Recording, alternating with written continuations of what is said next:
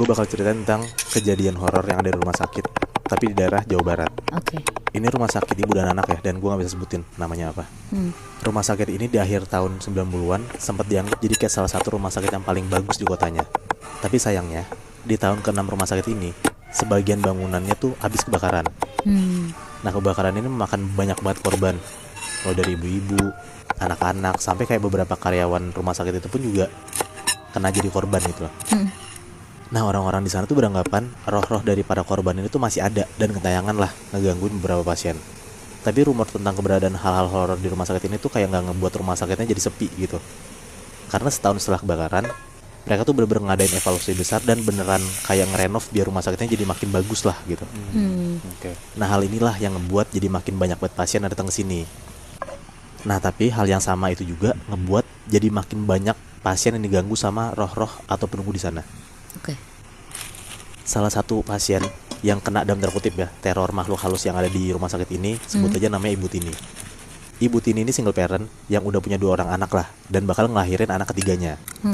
Nah, Ibu Tini ini ngejalanin proses kelahiran anak ketiganya dalam situasi duka karena suaminya itu baru meninggal 1 minggu lalu karena kecelakaan.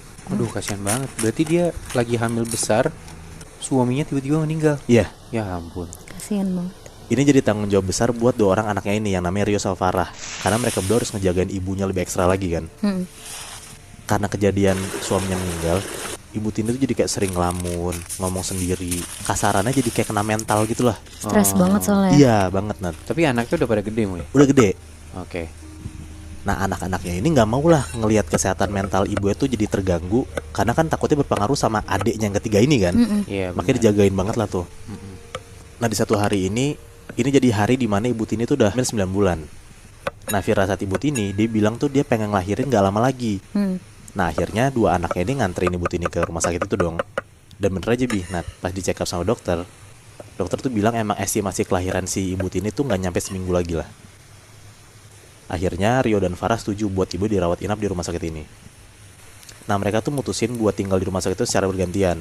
Jadi kayak Senin Rio, Selasa Farah, pokoknya ganti-gantian gitu lah. Buat temenin nyokapnya. Ya. Oke. Terus? Nah, di beberapa malam pertama itu tuh nggak ada kejadian apapun nah nggak ada hal horor lah. Cuman kayak si Rio sama Farah tuh suka dengar kayak beberapa suara, tiba-tiba ada barang gerak sendiri atau apa. Pokoknya tuh mereka nganggep ya sama halnya kayak rumah sakit pada umumnya kan pasti ada hal horor kan. Mereka tuh nggak ngerasa apa-apa lah, cuma dengar suara-suara aneh doang. Nah, tapi di malam kelima yang berarti udah deket banget nih sama kelahiran Ibu Tini, tiba-tiba listrik rumah sakit itu tuh mati total selama 2 jam. Nah, pas banget juga itu Farah nungguin Ibu Tini, lagi shiftnya si Farah.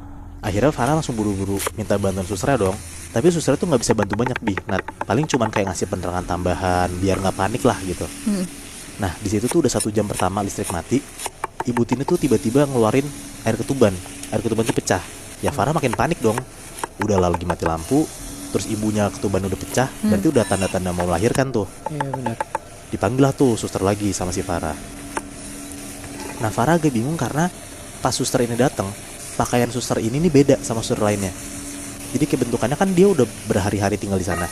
Nah, dia tahu dong berarti kayak seragam suster di rumah sakit itu bentukannya kayak gimana. Pas datang suster ini bentukannya tuh jadi kayak serba putih tapi rada kumel gitu loh. Jadi kayak baju jadul gitu lebih. Nah, Farah mikir ya mungkin ini suster magang kali, makanya dia nggak mikir macam-macam lah. Nah, tapi pas suster ini manggil dokter lainnya juga, ternyata semua pakaiannya tuh sama, serba putih, terus kayak kucel gitu, rada-rada lusuh gitulah. Pas proses melahirkan Ibu Tini, ibunya si Farah sama Rio ini, suster-susternya itu cuma kayak ngucapin kata dorong, dorong, dorong gitu. Gak ada semangat-semangatnya gitu. Gak ada semangatnya. Suster yang datang dan dokter yang datang ini ada 4 orang. Nah, semua itu ngomong sama. Jadi kayak berbarengan semua gitu loh ngomongnya. Dorong, dorong gitu. Nah, Farah tuh bingung dan langsung nanya lah ke salah satu susternya.